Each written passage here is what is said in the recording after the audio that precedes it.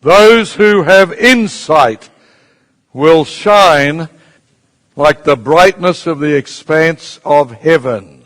I'm fascinated by this little expression. Those who have insight. Look at verse 10.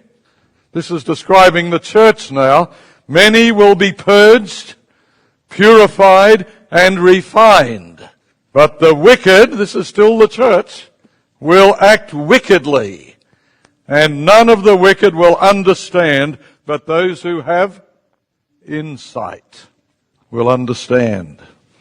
I have a great burden about this morning because I am seeing increasing evidence that the Holy Spirit is withdrawing from those who are resisting God's attempts to purify them and prepare to use them to reveal himself through them. Insight is the presence of the mind of Christ in us.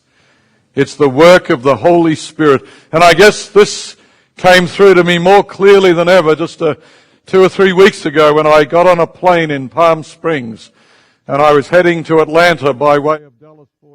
And a woman got in and sat down next to me and she reached across and shook hands with me and she said, "You'll have to forgive me, but I have the gift of the gab."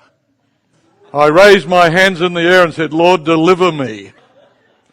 She said, "You can pray all you like, but I'm going to talk non-stop for the next 3 hours." This was a formidable challenge to me. I was a little tired. Anyway, I lay back and shut my eyes, but that did not deter her. She kept talking to me even though my eyes were shut. And as she went on and on and on in my dreamy state, I started listening to what she was saying. And she's dropping words like Loma University, chairman of a certain department, her husband. And all of a sudden it hits me. I'm sitting next to a Seventh-day Adventist. So I've got a little wicked streak in me. I decided to milk this for all it was worth.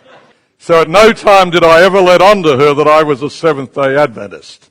So I listened for several minutes and I stopped her. I said, "Do you mind if I ask a question?" She said, "Well, it probably won't hurt me to take a breath." I said, "Indeed, it won't." I said, "Probably, because I've been listening to all you've been saying about Loma University, probably the next thing you're going to tell me is that you're one of those strange people." What do they call themselves? Seventh-day people.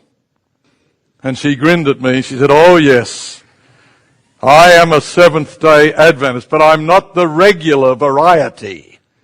I said, "Well, I probably believe that, actually, yes." I said, "Well, what variety are you?" She said with great pride, "I am a Loma Linda, Seventh-day Adventist." Now, I'm not telling this story in any way to denigrate Loma Linda, but because it illustrates the point about those who have discernment will hear and understand. And I said to her, "Well, would you mind explaining to me? I'm a little puzzled. What is a Loma Linda Seventh-day Adventist?" Now, had the door of the plane blown open and I had been sucked out at this moment, I would not have been surprised. Because it takes a lot to really surprise me, but I was truly shaken by surprise. This woman with great seriousness looks at me and declares, "I am," and I'm quoting her exactly now, "I am a Buddhist, Sufi, which is an ancient mystical religion, Muslim, Christian, Adventist." And I'm like this. She said, "I've surprised you." I said, "That's putting it mildly." I said, "Would you mind repeating that again?" She said, "I'm a Buddhist, Sufi, Muslim, Adventist, Christian, and it's taken me years to come to the complete understanding." I said, "I'm sure it has." And I'm stunned. I said, "Do you mind if I ask you a question?" She said, "Not at all." I said, "Are you suggesting that Buddha and Mohammed are on the same level as Jesus?" She said, "Absolutely. They're all true prophets of God." I said, "You see no distinction between Jesus and Buddha and Mohammed?" She said, "I don't see any. Do you?" I said, "Well, as a matter of fact, I do. One big one jumps out at me. She says, what is it? I said, well, when I look at Buddha and Mohammed, they are both dead. I consider that a major distinction compared to Jesus, who is very much alive. So I said to her, how does God fit into this picture that you have developed? I mean, this is such an incredible moment to me. I had to pinch myself to realize that I'm talking to a Seventh-day Adventist who proudly informs me that she teaches Sabbath school every week.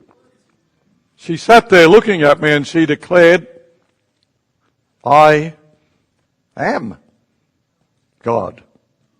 You are God. And that's when I knew, of course, that she totally bought into a particular New Age philosophy that is espousing that kind of thinking. And I'm still recovering from this. I never shared with her that I was a Seventh-day Adventist. I'm going to drop in and see her next week and let her know that. I was praising God that I actually was an Adventist because I was fearful of her sharing this with somebody who was not, and what impression would be given.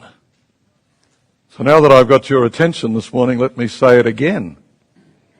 Those who have insight, those who have the wisdom of God, will discern the times that are upon us. They will not be carried away by all the changing circumstances in the world around them. They will know that the greatest signs that we are nearing the end are all found within the church today. And the growing evidence of the lack of spiritual discernment and insight is a measure of how some people are drawing away from the true knowledge of God and buying into philosophies that are not preparing them for the times which are about to come upon us.